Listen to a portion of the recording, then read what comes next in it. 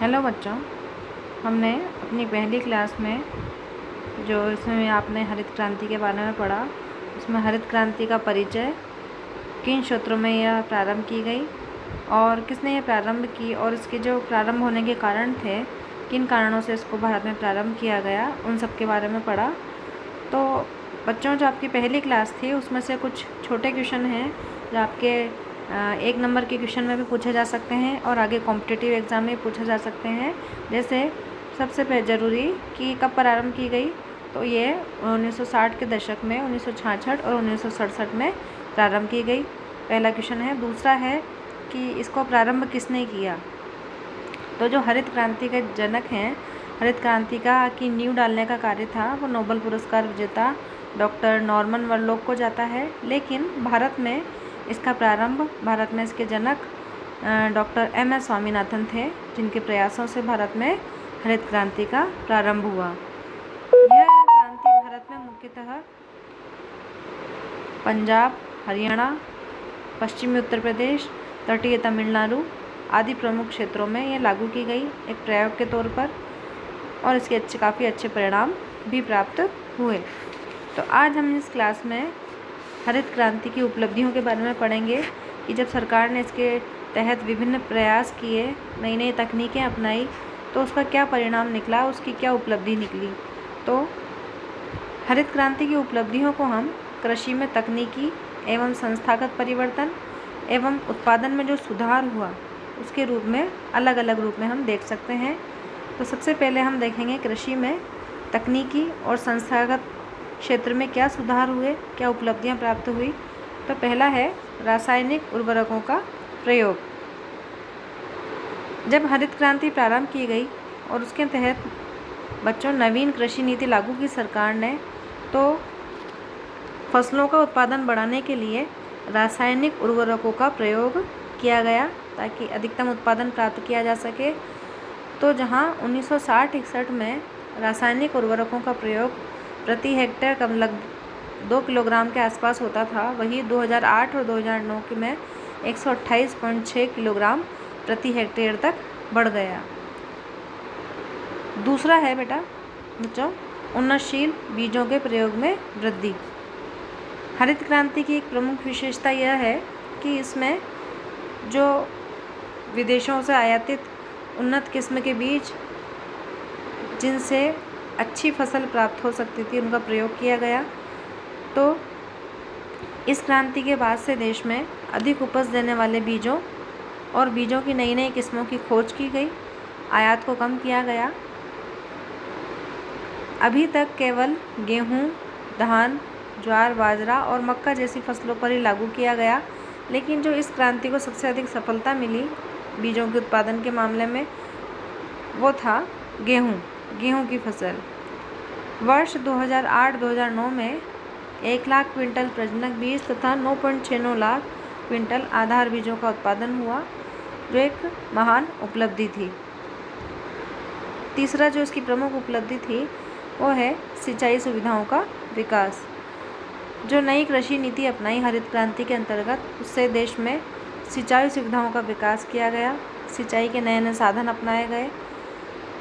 भारत की 1951 में जहां कुल सिंचाई क्षमता 223 लाख हेक्टेयर थी, वही 2008 और 2009 में हरित क्रांति के फलस्वरूप 1073 लाख हेक्टेयर के आसपास हो गई और सिंचित क्षेत्र भी बढ़ा। 1951 में जो कुल सिंचित क्षेत्र 210 लाख हेक्टेयर के आसपास था, वो 2008 और 2009 में लगभग 673 लाख हेक्टेयर के आसपास हो गया। अगली जो उपलब्धि है पौध संरक्षण। नई आर्थिक नीति में नई जो कृषि नीति थी, उसमें जो पौधे के विकास के लिए आवश्यक प्रयास होते हैं, उन पर जोर दिया गया। जैसे जो खेत में खरपतवार होती है, उसकी समाप्ति, कीटों का नाश करने और टिड्डी दल पर नियंत्रण करने के लिए आवश्यक प्रयास किए गए। वर्तमान समय में समेकित कृषि प्रबंध के अंतर्गत पारिस्थितिकी के अनुकूल कृमि नियंत्रण कार्यक्रम लागू किया गया है, ताकि जो फसलों को खाने वाले कीड़े हैं, उनको समाप्त करके फसलों को बचाया जा सके। अगला है बहुफसली कार्यक्रम। बहुफसली कार्यक्रम का उद्देश्य था कि एक ही भूमि पर वर्ष में एक से अधिक फसल लगाकर उत्पादन को बढ़ाया जा सके। लेकिन तो इसमें क्या किया गया, एक तरह से बहुफसली कार्यक्रम उसको कहा जाता है कि भूमि की उर्वरता शक्ति को नष्ट किए बिना भूमि के एक इकाई क्षेत्र से अधिकतम उत्पादन प्राप्त करना ही बहुफसली कार्यक्रम कहलाता है।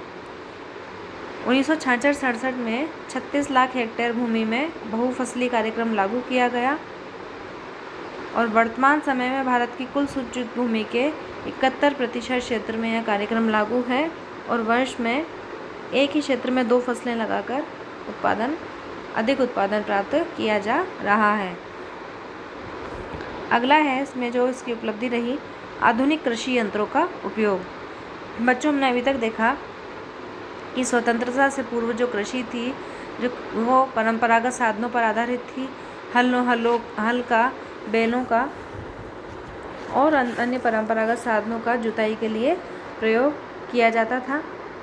लेकिन जो नई कृषि नीति अपनाई गई उसमें हरित क्रांति में आधुनिक कृषि उपकरणों जैसे ट्रैक्टर, थ्रेशर, हार्वेस्टर, डीजल और बिजली के पंप सेटों आदि का प्रयोग किया गया ताकि इन साधनों का प्रयोग करके कृषि उत्पादन में बढ़ोतरी की जा सके और कृषि के कार्य को सुगम बनाया जा सके। इन प्रयासों से कृषि क्षेत्र में उत्पादकता में वृद्धि हुई है। अगला जो प्रयास किया गया इसके माध्यम से कृषि सेवा केंद्रों की स्थापना। कृषि क्षेत्र होता है उसमें किसानों में व्यावसायिक साहस की क्षमता को विकसित करने के उद्देश्य से कृषि सेवा केंद्र स्थापित किए गए। इसमें एक योजना प्रारंभ की गई जिसमें योजना के अंतर्गत पहले इच्छुक व्यक्ति को प्रशिक्षण दिया जाता है और फिर उनसे बोला जाता है कि आप सेवा केंद्र स्थापित करें। इसके लिए उन्होंने जो भारत में विभिन्न राष्ट्रीयकृत बैंक हैं उनसे आर्थिक सहायता दिलवाई जाती है। इस तरह से अभी तक कुल 1314 कृषि सेवा केंद्र स्थापित किए जा चुके हैं। कृषि उद्योग निगम।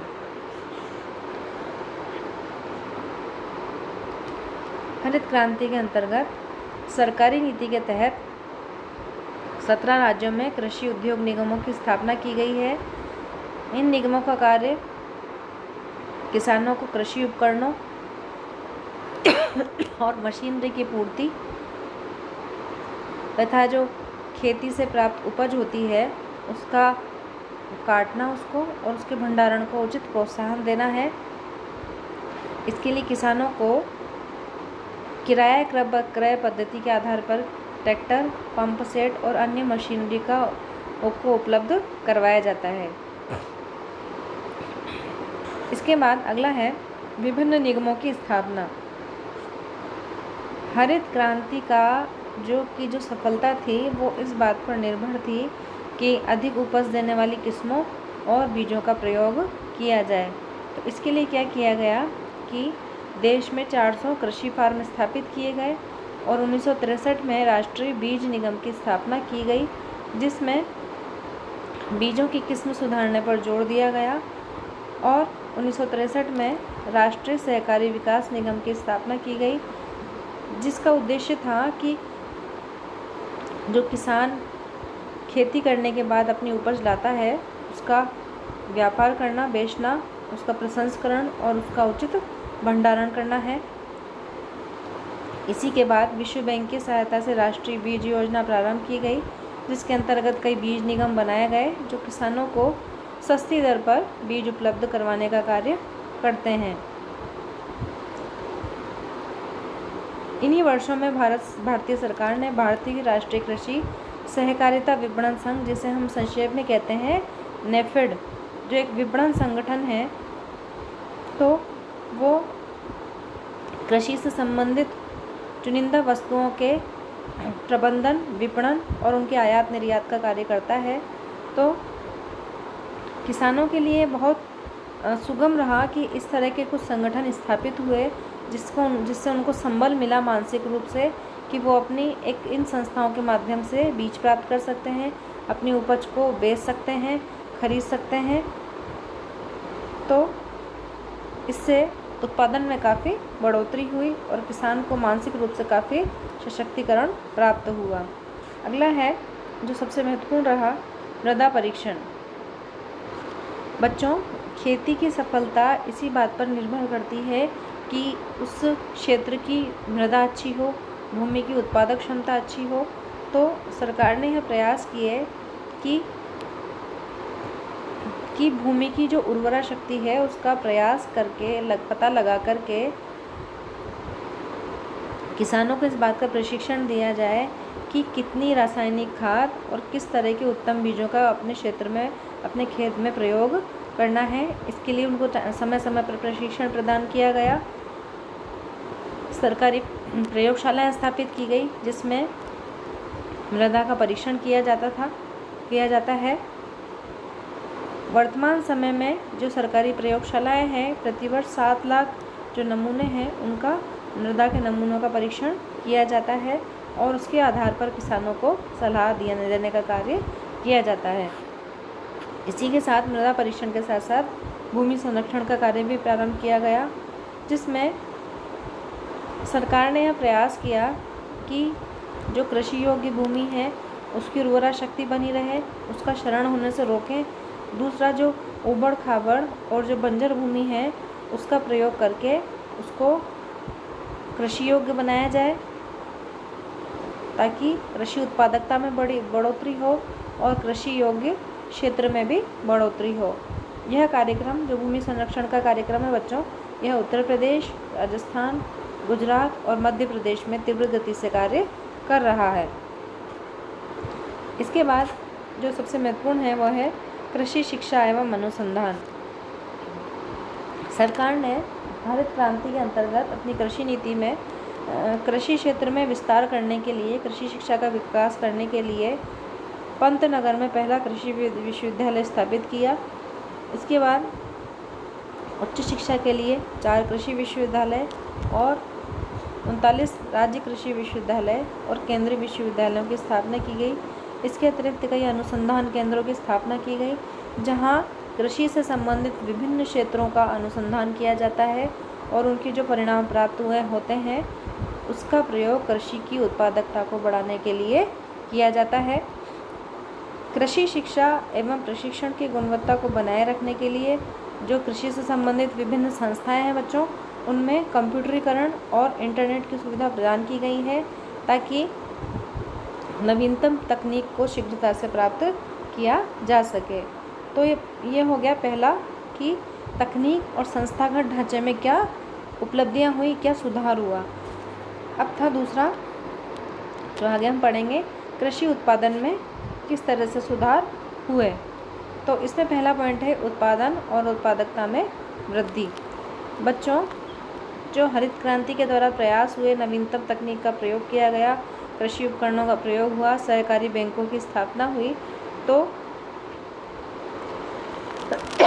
इससे सबसे बड़ा लाभ यह हुआ कि देश में फसलों के क्षेत्रफल में वृद्धि हुई, कृषि उत्पादकता और कृषि उत्पादन में बढ़ोतरी हुई, सिंचित क्षेत्र में वृद्धि हुई, जिसका लाभ गेहूं, बाजरा, धान, मक्का और ज्वार जैसे फसलों के उत्पादन में मिला, जिसके फलस्वरूप भारत की स्थिति ऐसी हो गई है कि भारत अनाज उत्पादन के मामले में आत्मनिर्भर हो गया है। विदेशों से जो आयात था अनाज का वो कम हुआ है। 1900 स्थिति पर अगर हम गौर करें बच्चों, तो 1951 और 52 में देश में खाद्यान्नों का कुल उत्पादन 5.09 करोड़ टन था, जो 2008 और 2009 में बढ़कर 23.38 करोड़ टन के आसपास हो गया है। इसी तरह प्रति हेक्टेयर उत्पादकता में पर्याप्त सुधार हुआ है। 2008-09 में प्रति हेक्टेयर उत्पादन 1893 किलोग्राम प्रति हेक्टेयर के आसपास हो गया है। तो इस तरह हरित क्रांति के प्रयासों से कृषि उत्पादकता और उत्पादन में वृद्धि हुई है। कृषि के परंपरागत स्वरूप में परिवर्तन आया है। हरित क्रांति के फलस्वरूप खेती जहाँ पहले आज़ादी के पहले केवल परिवार का पालन पोषण करने के लिए की जाती थी, वहीं अब खेती व्यावसायिक दृष्टि से की जाने लगी है। किसानों के दृष्टिकोण में परिवर्तन आया है। देश में गन्ना, कपास, पटसन तथा तिलहन जैसी व्यापारिक जो व्यावसायिक फसलें हैं उनके उत्पादन में बढ़ोतरी हुई है। तिलहन का उत्पादन 1960-61 में जहां 7 मिलियन टन था, वो 2008 और 9 में 28.2 मिलियन टन के आसपास हो गया है। इसी तरह पटसन, गन्ना, आलू, मूंगफली आदि व्यावसायिक फसलों के उत्पादन में भी वृद्धि हुई है। वर्तमान समय में विभिन्न जो बागवानी वाली फसलें हैं उनको, फलों की फसलों को भी प्रोत्साहन दिया जा रहा है। कृषि बचतों में वृद्धि, कृषि की जो बचत है उनमें वृद्धि। किसानों को जब दृष्टिकोण में परिवर्तन हुआ, वो व्यावसायिक दृष्टिकोण से खेती करने लगे, तो उत्पादकता में बढ़ोतरी तो हुई सही। अपना हिस्सा प्राप्त हो जाने के बाद भी किसानों के पास अधिशेष राशि बचने लगी और इसका ये जब संभव हुआ उन्नतशील बीजों, रासायनिक खादों, उत्तम सिंचाई और मशीनों के प्रयोग के बल पर, जिसका जो अधिशेष राशि थी उसका काम किसानों ने अपने कृषि क्षेत्र को विकसित करने और देश के विकास में किया है। एक अन्य जो महत्वपूर्ण उपलब्धि प्राप्त हुई है हरित क्रांति के माध्यम से कि इससे कृषि और उद्योग के मध्य जो पारस्परिक संबंध होते हैं वो और ज़्यादा मजबूत हो गए हैं।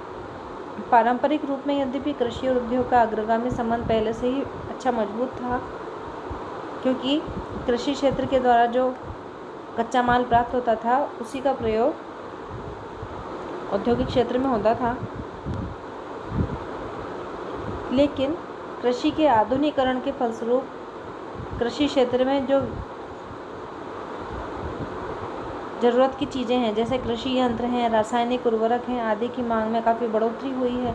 तो उससे संबंधित जो उद्योग हैं, कृषि यंत्रों और रासायनिक उर्वरक से संबंधित, तो उनका भी उतना ही विकास हुआ है जितना कृषि का हुआ है। तो इससे क्या हुआ कि इससे कृषि और औद्योगिक क्षेत्र के संबंधों में और अधिक मजबूती आई है। इस तरह बच्चों हमने देखा कि हरित क्रांति के फलस्वरूप जहाँ कृषि के तकनीकी और संस्थागत ढांचे में सुधार हुआ, वहीं उत्पादन और उत्पादकता के क्षेत्र में भी बढ़ोतरी हुई, नए नए दृष्टिकोण विकसित हुए हैं। इस तरह जो भारत में हरित क्रांति के द्वारा आर्थिक क्षेत्र था वो काफ़ी विकसित हुआ, कृषि की स्थिति काफ़ी सुधरी। इसके जो हम प्रभाव हैं उसके हम देखें तो कृषि उत्पादन में बढ़ोतरी हुई, कृषि क्षेत्र में वृद्धि हुई है, छोटे किसानों को इससे जीवनदान मिला है लेकिन किसानों के दृष्टिकोण में परिवर्तन आया है। जो ग्रामीण जीवन स्तर था उसमें परिवर्तन आया है, नए नए रोजगारों का सृजन हुआ है, शहरों, कस्बों और उद्योगों को लाभ मिला है, ग्रामीण जो समाज था उसके ढांचे में परिवर्तन हुआ है। लेकिन इसके साथ ही अगर हम इस सभी चीज़ों पर गौर करें तो हम देखते हैं कि अभी तक देश में कृषि का विकास उचित स्तर पर नहीं पहुंच पाया है, क्योंकि यहाँ प्रति हेक्टेयर कृषि उत्पादन अन्य विकसित देशों की तुलना में कम है। अभी भी अनेक ऐसे कृषि उत्पाद हैं जिनका भारत को विदेशों से आयात करना पड़ता है, क्योंकि उनका उत्पादन मांग की तुलना में कम है। कृषि क्षेत्र का अभी भी एक बड़ा भाग असिंचित है और कृषि में यंत्रीकरण का स्तर अभी भी कम है।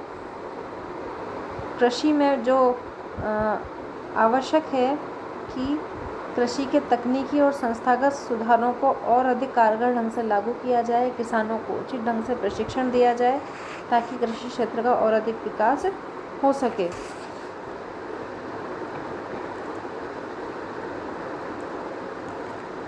हरित क्रांति के विकास के लिए 2010 और 2011 है उसमें सरकार ने यह प्रयास किया कि जो देश के इन क्षेत्रों को छोड़कर, पंजाब, हरियाणा, पश्चिमी उत्तर प्रदेश के क्षेत्रों को छोड़कर बिहार, छत्तीसगढ़, पूर्वी उत्तर प्रदेश, पश्चिम बंगाल और उड़ीसा में भी हरित क्रांति के विकास के लिए धनराशि दी जाए ताकि वहाँ भी कृषि क्षेत्र में क्रांति के प्रयास लाए जा सकें। इसके लिए लगभग 400 करोड़ रुपए का प्रावधान किया गया है। लेकिन जब सभी स्थितियों पर हम गौर करते हैं तो इसकी उपलब्धियां होने के साथ साथ इसमें कुछ कमियां भी हैं जो हमें दिखाई देती हैं।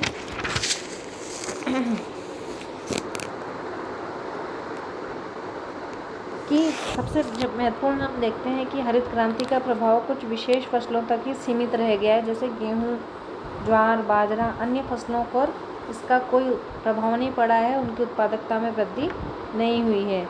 चावल का जो उत्पादन था इससे बहुत कम प्रभावित हुआ है और व्यापारिक फसलें तो इससे लगभग अप्रभावित ही रही हैं। पूंजीवादी इससे कृषि को बढ़ावा मिला है। इसमें संस्थागत सुधारों की आवश्यकता पर इस निधि में बल नहीं दिया गया है। कुछ क्षेत्रों का इसमें काफ़ी विकास हुआ, लेकिन कुछ क्षेत्र इससे अविकसित रह गए, जिससे क्षेत्रीय असमानता और आय की असमानता में वृद्धि हुई है। आवश्यक सुविधाओं का इसमें अभाव रहा, जैसे कृषि साख, आर्थिक जोतों आदि के अभाव में कृषि ढांचे का समुचित विकास नहीं हो पाया। क्षेत्रीय असंतुलन में वृद्धि हुई है। और एक जो सबसे कई बातें जो सामने आती हैं इसमें हरित क्रांति के बाद में, इसकी नकारात्मक रूप में देखें तो जो रासायनिक उर्वरकों के अधिकतर प्रयोग से भूमि बंजर होने लगी है। नलकूपों, सिंचाई के अन्य साधनों का अधिकतम प्रयोग करने से भूमिगत जल स्तर में गिरावट आई है और भूमि की उर्वरा शक्ति जो है दिनों दिन कम पड़ती जा रही है। तो इनको देखते हुए इसकी सफलता के लिए कुछ सुझाव हैं कि हरित क्रांति की सफलता के लिए बच्चों ज़रूरी है कि भूमि सुधार कार्यक्रमों को प्रभावी और विस्तृत रूप से लागू किया जाना चाहिए।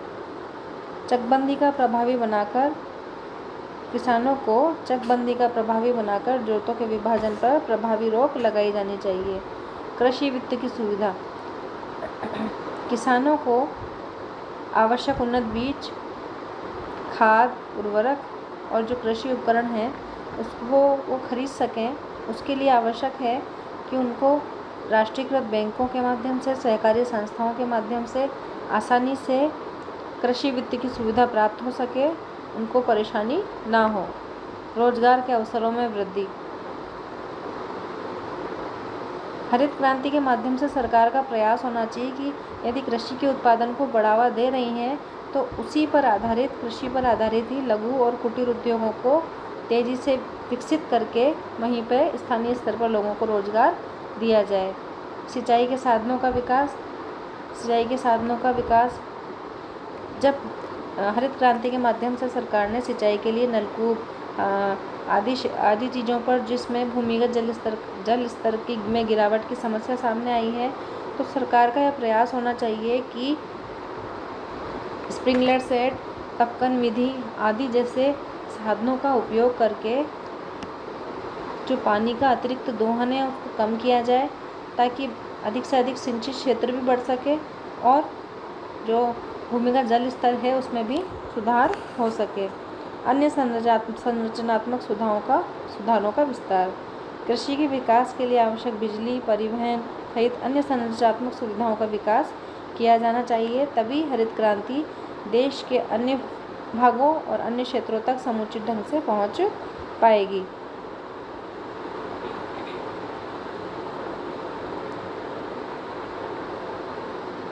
वर्तमान समय में हरित क्रांति के जो प्रभाव हैं उनको देखते हुए सरकार एक नई हरित क्रांति या नई राष्ट्रीय कृषि नीति के विकास की बात कर रही है। इसके लिए इसकी घोषणा 28 जुलाई 2000 को केंद्र सरकार ने की थी। इसमें सरकार ने नई क्रांति को इंद्रधनुषी क्रांति के रूप में वर्गीकृत किया गया है, जिसमें सभी प्रत्यक्ष या अप्रत्यक्ष रूप से देश के कृषि क्षेत्र से संबंधित विभिन्न क्रांतियाँ, जैसे हरित क्रांति है, श्वेत क्रांति जो दुग्ध उत्पादन से संबंधित है, पीली क्रांति है, तिलहन उत्पादन से संबंधित है, नीली क्रांति, ये बातें ध्यान रखना बच्चों कि ये क्रांतियाँ किस किस के उत्पादन से संबंधित हैं, ये आपसे आगे जाके पूछ सकते हैं। नीली क्रांति जो मत्स्य उत्पादन से संबंधित है, और लाल क्रांति जो मांस और टमाटर के उत्पादन से संबंधित है। सुनहरी क्रांति सेब उत्पादन से संबंधित है। भूरी क्रांति उर्वरक उत्पादन।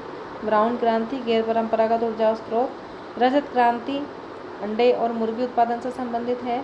और खाद्यान्न श्रृंखला क्रांति जो खाद्यान्न सब्जी फलों को सड़ने से बचाना से संबंधित है, को लेकर एक साथ चलना होगा। इसी को सरकार ने इंद्रधनुषी क्रांति कहा गया है, ताकि हरित क्रांति के साथ साथ इन सभी क्रांतियों को अपनाकर देश का समुचित आर्थिक विकास किया जा सके। धन्यवाद।